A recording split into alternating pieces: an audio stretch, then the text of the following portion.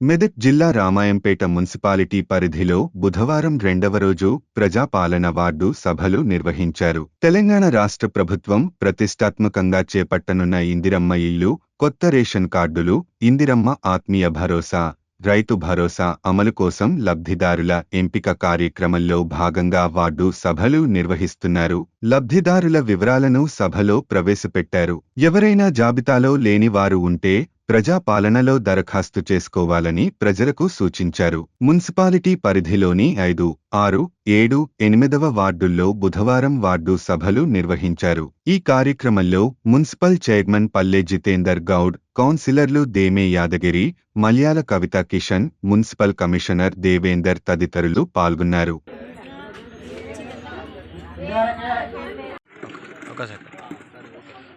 Clear అయితే లేదంతా wrong light. ఒక్క నిమిషం సార్. మున్సిపాలిటీ పరిధిలోని 8వ వార్డులో ప్రభుత్వం చేపట్టిందో దానిలో భాగంగా ఈరోజు 8వ వార్డులో జరిగింది. కార్డు, రైతు భరోసా, ఇందిరమ్మ ఇల్లు 3 దానికోసం అప్లికేషన్స్ తీసుకోవడం జరుగుతుంది. పెట్టిన వాళ్ళకి కూడా లిస్ట్ ఒక 4 మెంబర్స్ 5 మెంబర్స్కి వచ్చింది. అది కాకుండా ఇది ఏదైతే గవర్నమెంట్ చెప్పిన ప్రకారంగా వీళ్ళు రేషన్ కార్డు లేని వాళ్ళు అప్లికేషన్ పెట్టుకోండి.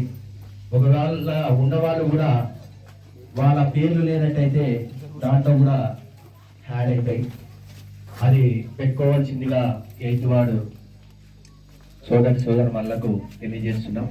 ఇది ఈవినింగ్ వరకు మేము ఈ సీఎం ఏదైతే ప్రకటన చేసిండో అది చదువు వినిపిస్తారు. అది వినిపించిన తర్వాత మేము వెళ్ళిపోతాం. వీళ్ళు ఈవినింగ్ వరకు ఉంటారో మీరేం ఆత్రపడే అవసరం లేదు. సాయంత్రం వరకు కూడా అప్లికేషన్స్ తీసుకుంటారు. అదేవిధంగా ఈ రోజు ఎవరైనా మిస్ అయిన వాళ్ళు ఉంటే కూడా మున్సిపాల్కి వచ్చి కూడా అప్లికేషన్ చేసుకోవచ్చు. దీనికి ఏది డెడ్ లైన్ లేదు. ఎప్పుడైనా అప్లికేషన్ చేసుకోవచ్చు. అందరూ కూడా సద్వినియోగం చేసుకోవాలని తెలియజేసుకుంటూ జై తెలంగాణ. ప్రవేశపెట్టినటువంటి ఈ ఇందిరమ్మ ఇండ్లు, రేషన్ కార్డులు, రైతు భరోసా ఈ 3 పథకాలను రైతు ఆత్మీయ భరోసా కూడా ఉంది, కానీ అది ఉపాధి హామీ ఉన్న దగ్గరనే విలేజ్లలోనే జరుగుతుంది కాబట్టి మన పట్టణంలో లేదు. అందుకే 4 కార్యక్రమాలు మరి జనవరి 26 నాడు ప్రారంభించుటకు మన గౌరవ ముఖ్యమంత్రి రేవంత్ రెడ్డి గారు ఒక ప్రణాళిక సిద్ధం చేసి మరి ప్రజలతోనే వారికి ఏమైనా అవసరాలు ఉంటే గ్రామ సభ పెట్టి గ్రామ సభలనే ఫైనలైజ్ చేయాలనే ఆలోచనతో ఒక మంచి కార్యక్రమాన్ని రూపొందించింది. మరి దానికి ఇంతకు మొదలు మరి ఇందిరమ్మ ఇండ్లు వచ్చినప్పుడు ఎవరైతే అర్హుల జాబితాను వాళ్ళు ఇంటింటికి తిరిగి కూడా ఒక యాప్లో తీసుకొని చేయడం జరిగింది.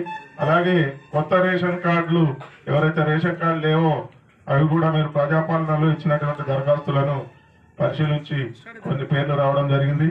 మరి అలాగే ఈ రేషన్ కార్డులో ఎవరైతే పేర్లు యాడింగ్ అంటే ఎవరు సభ్యులు లేనటువంటి పేర్లు కూడా యాడింగ్ యాప్ కూడా వచ్చింది కాబట్టి వాళ్ళు నిన్ననే మరి వార్డ్ ఆఫీసర్ గారు